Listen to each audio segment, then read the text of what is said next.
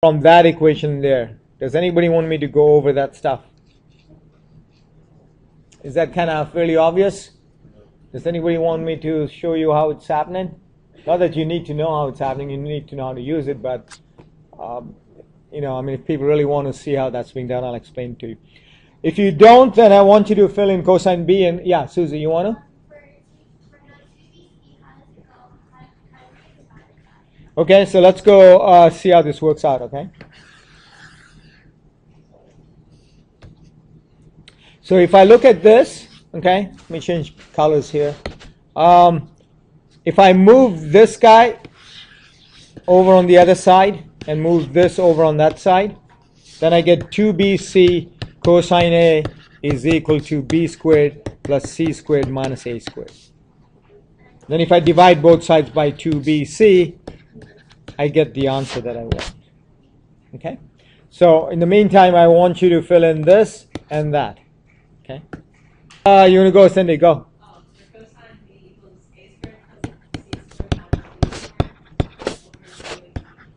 Nice. And for this one here, someone else want to go for that? Yeah, Anna?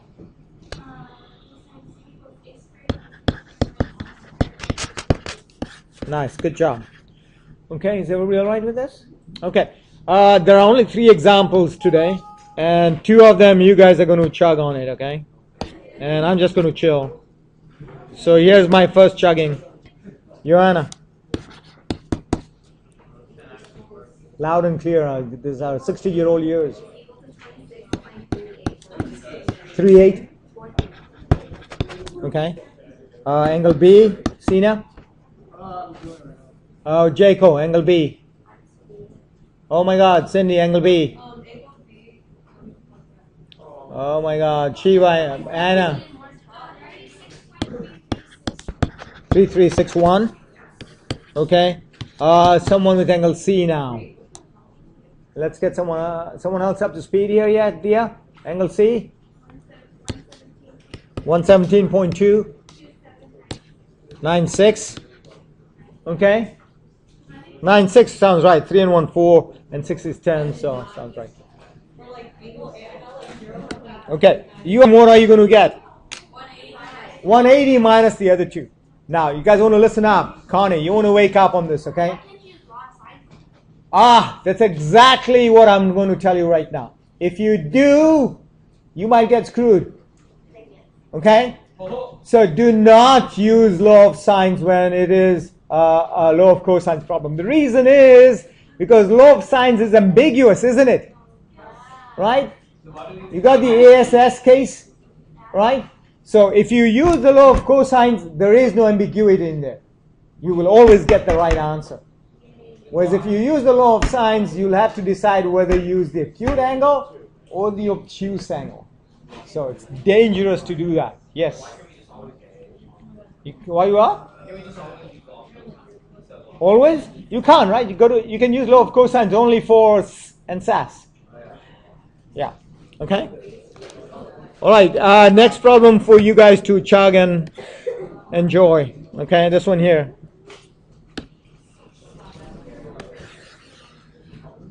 So chug and enjoy this one, please.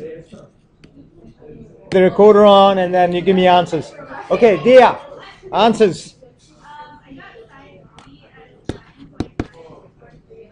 9.9. Someone concur with that? Yeah, okay. What do you get for angle A? 1023. And that leaves you with angle C. So angle C, don't use any laws, okay? Just use the 180 minus A and B. Okay? Dia. 67.1? 5644. Okay, everybody get those? Does anybody need help on the calculator? Okay. Are you guys listening? Are you guys listening? Okay.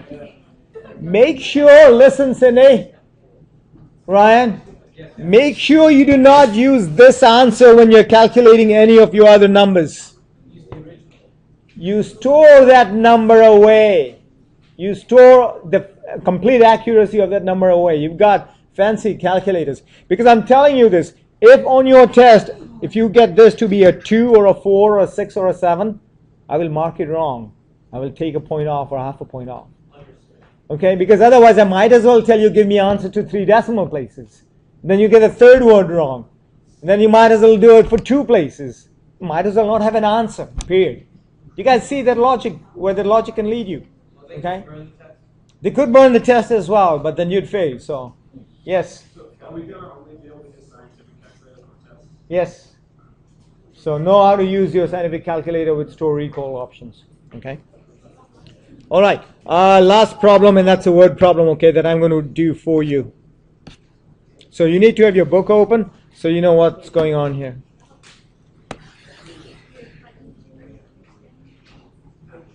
All right?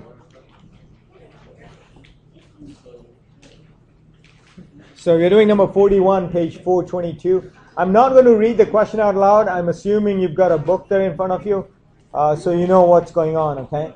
So let's say that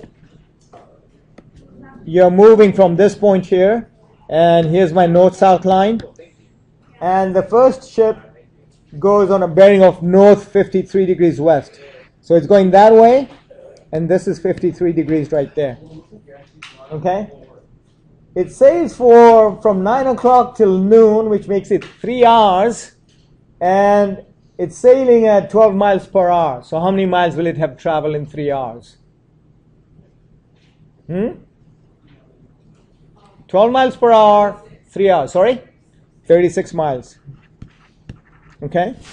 The other ship is going south 67 west, so it's going in the southerly direction like that.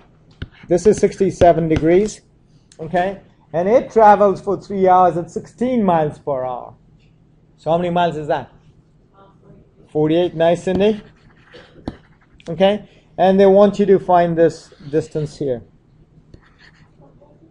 Okay? Now it's fairly simple. Okay, it's just reading that question and coming with a diagram that might pose challenge. But otherwise, you know what that angle here is. What is that angle equal to? Yeah. You do the math, man. You got all those calculators there. 60 degrees. And therefore, it makes this problem a SAS problem. And SAS we do with law of cosines. Okay? So that just becomes d squared equals 36 squared plus 48 squared minus 2 times 36 times 48 times cosine 60. And you chug that and you get an answer for that. For those people who want extra challenge, do this problem without a calculator. Seriously.